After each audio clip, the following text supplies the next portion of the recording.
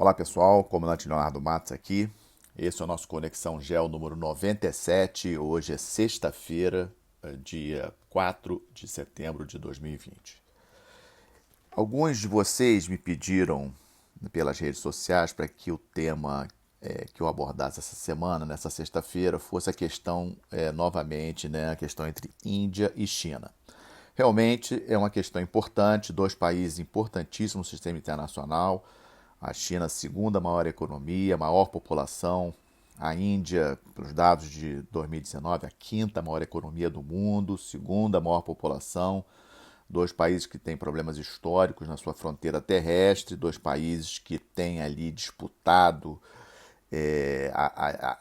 digamos assim, o protagonismo na região do Oceano Índico, que obviamente é um oceano que a Índia tem como uma área primária de interesse, mas a China tem estado cada vez mais lá. E a novidade é que no sábado agora, novos confrontos ocorreram na fronteira terrestre entre os dois países. A diplomacia de Índia e China não confirmaram mortos, mas alguns jornais, como The Guardian, Al Jazeera, informaram que pelo menos um indiano morreu nesse confronto. E espera-se hoje, nessa sexta-feira, está ocorrendo em Moscou uma reunião dos ministros da defesa dos países da Organização de Xangai, que é uma organização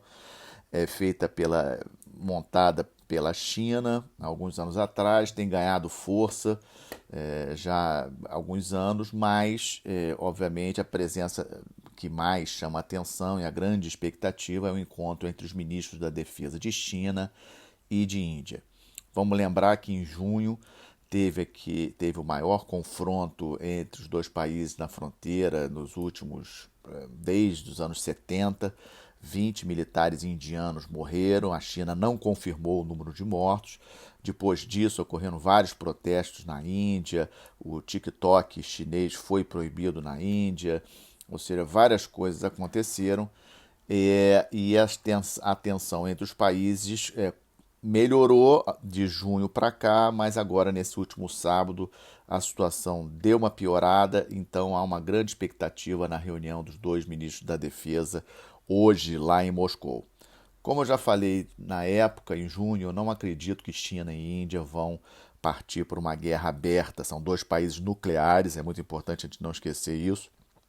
Então eu acredito que as tensões elas podem até continuar, mas não creio que a situação descambe para uma guerra, um conflito aberto. De qualquer maneira, tanto Índia como China mobilizaram uma grande quantidade de militares para a região de fronteira e, sem sombra de dúvidas, é um tema importante que devemos continuar acompanhando. A segunda parte do nosso boletim tem sido sempre um balanço da pandemia. Sei que todos estão aí cansados, eu procuro só trazer os pontos mais importantes. Essa semana o que destaco para vocês na lista do número absoluto de casos.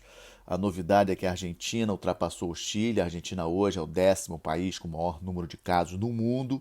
E outro dado interessante, a Rússia ultrapassou a marca de 1 milhão de casos. Né? A Rússia é o terceiro país em número de casos.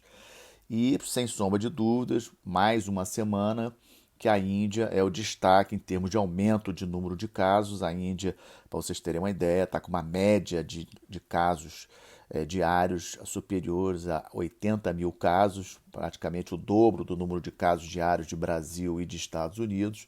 E há, sim, uma grande probabilidade, eu acredito que é quase certo, que a Índia ultrapasse o Brasil ainda agora no mês de setembro como o segundo país maior número de casos. O número de mortos na Índia ainda está proporcionalmente baixo, tem mais ou menos a metade do número de mortos do Brasil, mas a Índia já é o terceiro país em número de mortos. Mas vamos aguardar, a situação no país preocupa muito. Vocês lembram que a Índia tocou um lockdown forte em março, mas a situação econômica apertou muito no país e aí o Narendra Modi teve que abrir, o que obviamente fez com que o número de casos explodisse e aí obviamente há uma expectativa de que o número de mortes infelizmente também vá aumentar. Em relação à busca da vacina, hoje temos 9 vacinas no mundo em fase 3 de teste, isso é uma boa notícia.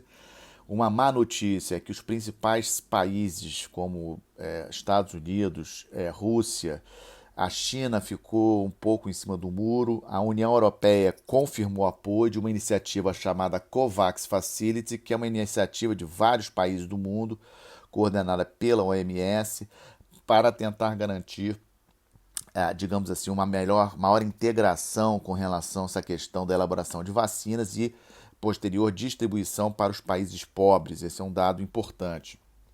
Mas esse movimento está bastante enfraquecido depois que os Estados Unidos confirmou que não vai aderir, a Rússia não falou nada e a China, de certa forma, ainda está um pouco em cima do muro em relação a essa questão. Por sorte, a União Europeia já confirmou que vai contribuir com a iniciativa, vamos aguardar. Uma novidade em relação à vacina essa semana, que os Estados Unidos têm forçado, digamos assim, tentar antecipar a vacina ao máximo para que ela comece a ser distribuída no final de outubro. Obviamente, aí vemos a influência das eleições americanas de novembro. Então, há realmente uma preocupação aí dos Estados Unidos, do governo americano, de iniciar a distribuição da vacina ainda no mês de outubro. Vamos ver como é que isso acontece. Também estamos acompanhando a questão da segunda onda na Europa, que preocupa principalmente Espanha, que é hoje o país da Europa que está apresentando aí o maior número de casos diários, como no caso uma segunda onda. E também em relação à crise da pandemia, notícia que essa semana saiu o número confirmado do PIB do segundo trimestre brasileiro, uma queda de 9,7% em relação ao primeiro trimestre, é um resultado obviamente ruim, mas melhor do que algumas expectativas iniciais do mercado. Lembrando aí que temos números piores do que o Brasil, o Reino Unido caiu 20%, a Espanha 18%, México 17%, França 13%, Itália 12%, né? E o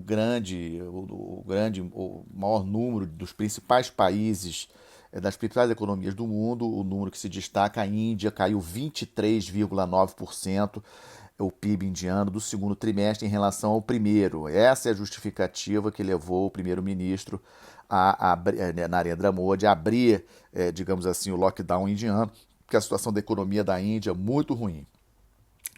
Na parte 3 do nosso podcast de hoje, disputas hegemônicas chamam a atenção para a continuidade dos protestos em várias cidades americanas. O presidente Trump continua, digamos assim, batendo forte na questão do voto pelo correio nos Estados Unidos. Ou seja, há uma expectativa muito ruim dos analistas americanos com relação ao que vem a acontecer após a eleição. Ou seja, caso o Biden vença as eleições, há uma expectativa de que o presidente Trump e o Partido Republicano entrem na justiça com relação a essa questão dos votos. Há também uma preocupação com relação ao tempo de apuração das eleições americanas esse ano, em função desse voto pelo correio. Ou seja, muitas incertezas, sem sombra de dúvidas, é um dos eventos mais importantes do ano. Estados Unidos, maior economia, maior potência militar, então, obviamente, que a definição de para onde os Estados Unidos vão em termos de política externa, em termos de posicionamento no mundo, interessa a todos nós. Então, a eleição americana é importante. Uma agência de apostas no Reino Unido essa semana saiu em manchete em alguns jornais de que o presidente Trump teria conseguido ultrapassar o Biden novamente. Mas pesquisas dentro dos Estados Unidos não indicam isso. De qualquer forma, vamos continuar acompanhando, porque sem sombra de dúvidas é um ponto importante. Também nessa terceira parte, que é disputas hegemônicas, e eu coloco sempre essa questão da eleição americana como disputas hegemônicas, porque interessa muito aos seus grandes inimigos, China e Rússia. E falando em Rússia, tivemos a confirmação aí do envenenamento do Navalny, que é um opositor do regime do Putin. Vocês lembram que ele foi para a Alemanha e o destaque é que a chanceler Merkel da Alemanha, ela veio a público fazer uma declaração bastante forte contra a Rússia, querendo explicações. Hoje também já saíram nos jornais algumas notícias do secretário-geral da OTAN, também falando duro contra a Rússia querendo provas, né? A Rússia diz que precisa fazer uma investigação independente, de que realmente o veneno, né, que contaminou o Navalny é realmente o Novichok, que é um agente nervoso desenvolvido na Rússia. Ou seja, a situação ali tensa, ao mesmo tempo a situação na Bielorrússia ainda continua indefinida. Alguns países já anunciaram sanções contra determinados políticos bielorrussos, inclusive o próprio presidente Lukashenko. Vamos lembrar que desde as eleições lá na Bielorrússia, protestos têm ocorrido diariamente no país, que tem o presidente Lukashenko tem um forte apoio do presidente Putin, que obviamente não quer que a Bielorrússia se transforme numa nova Ucrânia, né? Quer que a Bielorrússia continue dentro da esfera de influência da Rússia.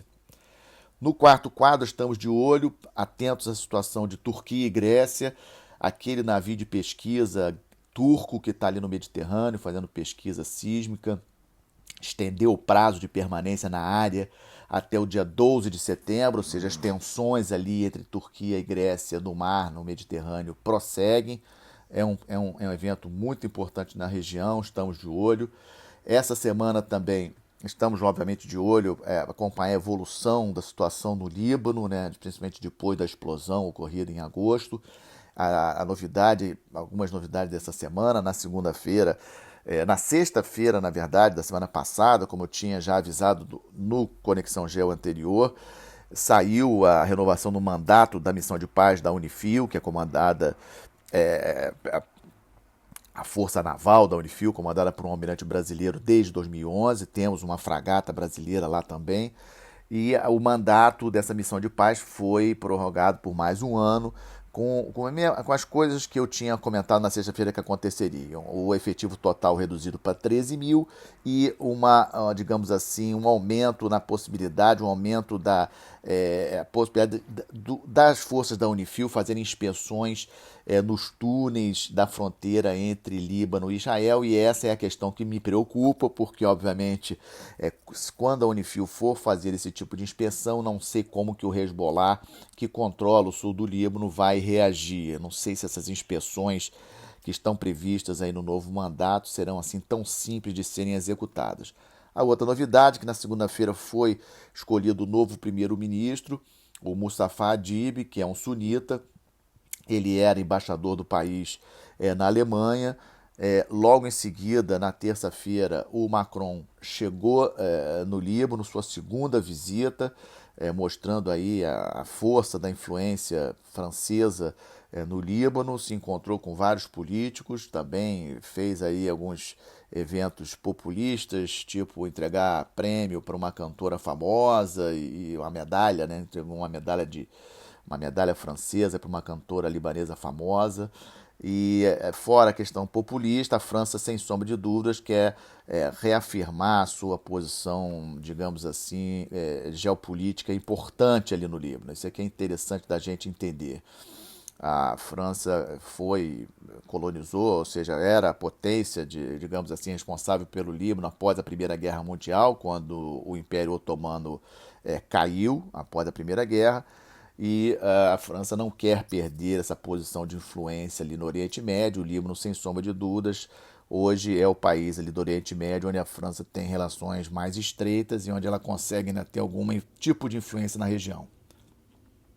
O outro dado aqui do Estamos de Olho, que é importante, na sexta-feira, também na semana passada, saiu a notícia da renúncia do primeiro-ministro japonês. Japão, terceira maior economia do mundo, um país sem sombra de dúvidas importante. O primeiro-ministro Abe alegou problemas de saúde. As eleições serão, né, apenas em setembro do ano que vem. O partido do Abe vai escolher o novo primeiro-ministro, não terão eleições agora. Lá no Japão o esquema é diferente, o partido majoritário vai escolher quem será o substituto do Shinzo Abe. O importante aqui é ver como que esse novo primeiro-ministro vai se portar em relação aos vários problemas que o Japão tem enfrentado, principalmente a crise econômica em função do coronavírus. Vocês lembram que as Olimpíadas de Tóquio foram adiadas para o ano que vem em função disso. O Japão com questões ali com a Coreia do Sul, o acordo comercial com a Coreia do Sul está difícil de sair, Japão sempre preocupado com a China, Japão sempre em dúvida em relação à aliança com os Estados Unidos do presidente Trump. Então, a notícia aí da saída do primeiro-ministro Shinzo Abe. Não acredito que vá haver uma grande mudança, porque o seu substituto será do mesmo partido, mas é sempre um motivo aí de expectativa. Vamos aguardar para ver quem substitui o Abe. E fechando o nosso Conexão Geo 97, a boa notícia, saiu a posição do Índice Global de Inovação. É um índice que ele é divulgado desde 2007. O Brasil melhorou 4 posições, passando para a 62ª posição. Embora tenha melhorado no ranking mundial, eu considero ainda uma posição muito ruim para o Brasil. O Brasil, como nona maior economia do planeta, não pode ficar satisfeito de estar na posição número 62 entre os países do mundo. Melhoramos, mas eu acho que serve também como alerta para nós da importância do investimento em tecnologia, do investimento em inovação, um mundo aí de novas tecnologias, 5G, biotecnologia, nanotecnologia, muita coisa, ou seja, nós não podemos nos contentar apenas em sermos o grande país exportador de commodities, temos que efetivamente ter uma atenção especial nos investimentos em tecnologia. De qualquer maneira, a melhora na posição do ranking é sim uma boa notícia e é com ela que eu encerro o nosso Conexão Geo número 97. Um bom final de semana a todos, uma boa semana, até a próxima sexta-feira. Obrigado.